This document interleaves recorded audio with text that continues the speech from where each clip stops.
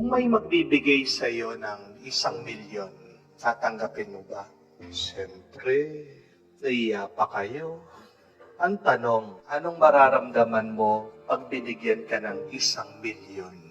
Masaya, siyempre. Excited. Siguradong di mo alam kung anong gagawin mo. Maglulundag ka sa tuwa, magagalak. Ngayon ang tanong, kung bibigyan ka ng 10,000,000, tatanggapin mo? Siyempre.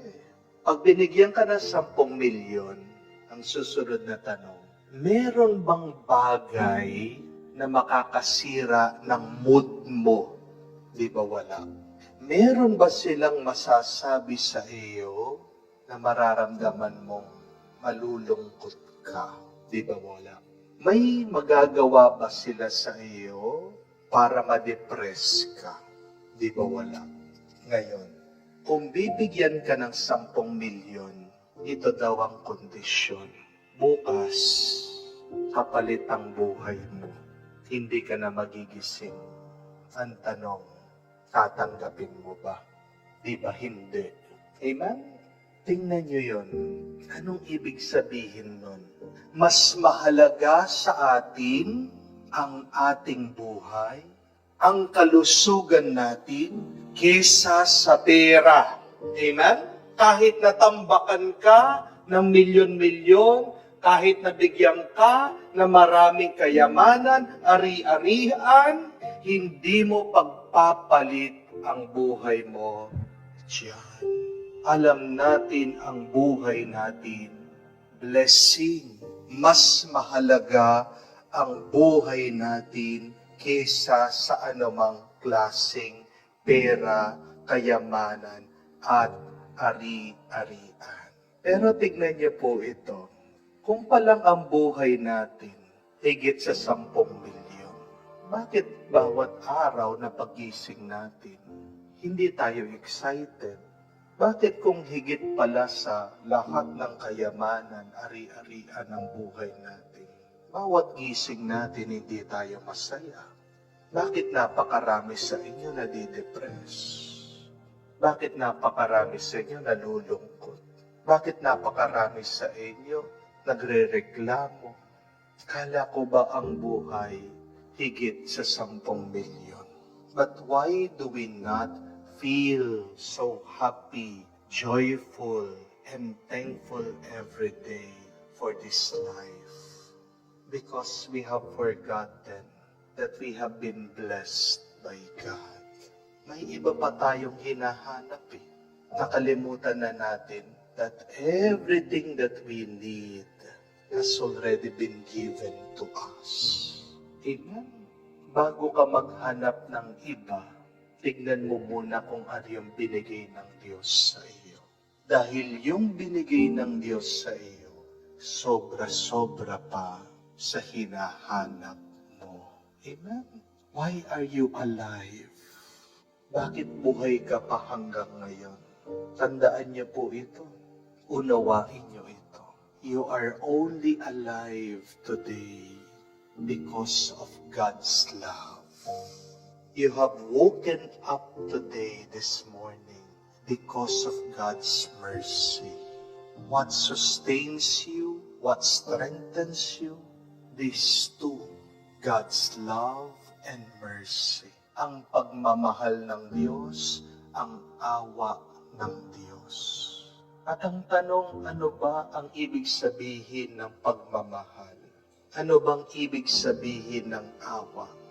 What is the difference of love from mercy? And I want you to understand this and to remember this also. When you say love, you are given something that you do not deserve. Amen? Yun yung pagmamahal. Binibigyan ka, nakakatanggap ka, higit dun sa dapat mong tanggapin. Ano naman ang awa? What is mercy? Mercy is, you should have received something that you deserve, and yet you did not receive it. You should be punished for something, yet you were not punished. Makakatanggap ka dapat dun sa nararapat sa iyo dahil ikaw ay nagkasala, ikaw ay nagkamali, ikaw ay nagkulang, pero hindi binigay sa iyo. Hindi mo tinanggap ito. Ang tawag doon, awa. And see, in this life, every day we receive more than what we deserve. Amen? And every day, there are some things that we should receive, bad things that we should receive, and yet, we did not receive them. Dapat magkakasakit ka, dapat mawawalan ka ng bahay, dapat wala kang trabaho, dapat wala kang pera, pero meron ka. Di po ba? Yung bahay mo, higit pa dun sa iniisip mo. Yung pamilya mo, yung mga anak mo, nakatapos na lahat. Ngayon, magre-retire ka na. Meron ka ng ipon. Yes, there are some things that we want still in our life. May mga bagay na gusto pa natin sana na makuha, mapuno sa ating buhay. But please, before you look at them, before you try to find them, why not focus on the love and the mercy of God that you have already received in your life? At sana naman, kung nakatanggap ka, hindi lang yung magpasalamat ka sa Diyos. Dahil ang hinahanap ng Diyos, higit sa pasasalamat, ay yung ipakita mo naman ang pagmamahal at awa niya sa ibang tao. You pay it forward. Huwag mong ibalik sa Diyos yung tinanggap mo sa Kanya. Because kompleto na ang Diyos. Aanuhin ng Diyos yung binibigay mo sa Kanya.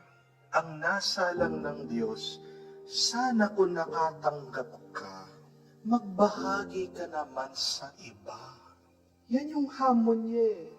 Be merciful as your Father is merciful. Stop judging. Stop condemning. Forgive others. Anong ibig sabihin nun? Magmahal ka. Dahil ikaw palagi kang pinapatawad. Hindi ka kinukondenan. Hindi pa kinikitil ang buhay mo hanggang ngayon. Hindi ka hinuhusgahan ng Diyos hanggang ngayon. Hinahayaan ka niyang magpatuloy sa iyong buhay. Sana kung ano yung tinanggap natin, maibigay at maibahagi naman natin sa iba.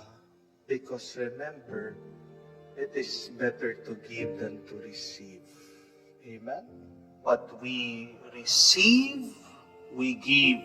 Because what you give, you shall also receive.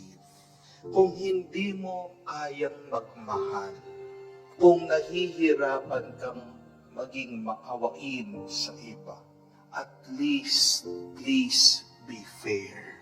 At least, please be just. Kung hindi ka makakapagmahal, kung nahihirapan kang magbigay ng awa sa iba, basta't maging batas ka lang. Amen? Sana sa lahat ng ginagawa mo, makatarungan naman. Kasi gusto mo man hindi, babalik at babalik sa iyo kung ano ang ginagawa mo, pinapakita mo, at sinasabi mo sa ibang tao. Amen? It will all go back to you. Kaya nga, if you are fair, kung patas ka, makatarungan ka, people will also be fair with you. Kamukha po nung minsan, merong isang kwento. Sa isang baryo, magpa-party sila. Yung mga tao, sabi, potluck, kanya-kanyang dala ng pagkain. Nag-usap-usap po yung mga kalalakihan. Magdala daw po ng alak.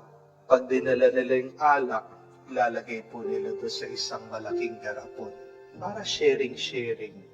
Ito pong isang lalaki, sinasabihan siya ng misis niya, mahal yung alak, magtipid tayo. Anong gagawin natin? kumuha ka na lang ng bote, tapos lagyan mo na lang ng tubig. Hindi naman siguro makakalata. Pag pinaghalo-halo na yan, di ba? Hindi na nila matitikman yan. Kasi pag lasing na kayo, di mo na rin malalasahan O sige, pumayag naman po itong mister.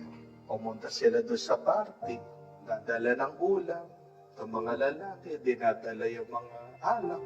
Nilagay doon sa malaking garapon, binuhos yung mga alak nila.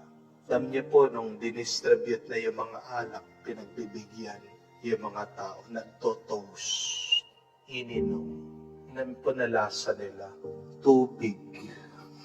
Yan pala, para-parehas palang iniisip nila ng mga misis ng mga ibang lalaki. Lahat pala sila, nagdala ng bote, puro tubig. Nagtitipid pala lahat. See, what you give, you shall receive.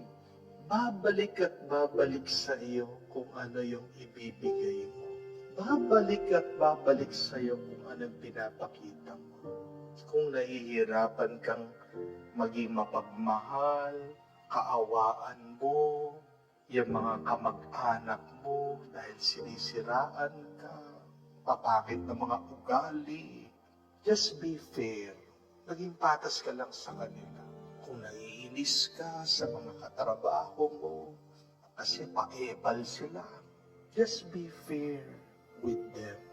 Kahit nasa business nyo, meron mga nanggugulang sa inyo, yung mga empleyado mo, hindi nagtatrabaho ng mabuti, huwag mong sasaktan, huwag mong ipapahiya. Just be fair with them. Because when you are just, God blesses you.